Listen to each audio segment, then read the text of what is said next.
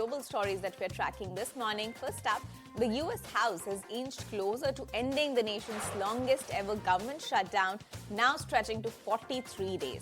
Now, lawmakers voted 213 to 209 to advance a funding package restoring food aid, federal paychecks and air traffic operations. Now, Republicans, backed by President Donald Trump, they're largely united behind the bill, whereas Democrats, they opposed it over missing healthcare subsidies. Now, this deal extends funding through January 30, but tensions remain high after weeks of political deadlock and public frustration.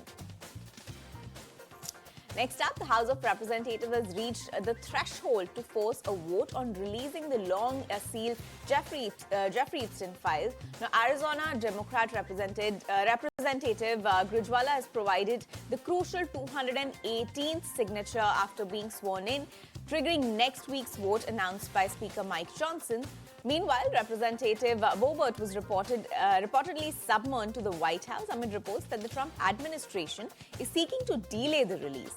Democrats, they've also unveiled over 20,000 Epstein documents, including emails in which he referenced Trump's alleged knowledge of his activities. Moving on, Boston Fed President Susan Collins signaled that she is not ready to back more interest rate cuts going forward, warning that inflation remains too high and key data gaps from the government shutdown cloud the economic picture.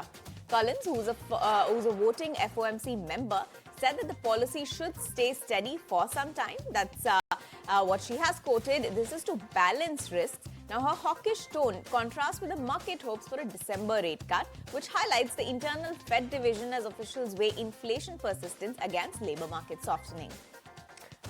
Atlanta Fed President Raphael Bostic announced he will retire in February 2026, marking the second hawkish Fed exit this year amid Trump's push for more control over the central bank. Now, Bostic, known for his focus on economic equity, faced past scrutiny over trading disclosures, and now his departure comes as Trump seeks to reshape the Fed board and replace the Fed's Jerome Powell next year. Now, Bostic recently backed holding rates steady, warning that the inflation risk remains too high for deeper cuts.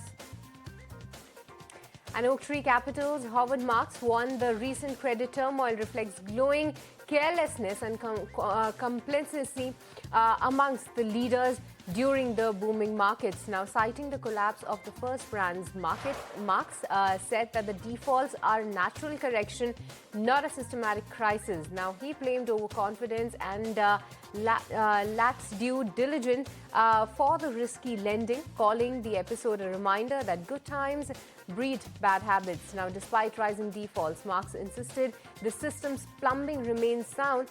This is a cycle, not a contagion. All right, so those were some of the top global stories that we are tracking this morning, but let's shift focus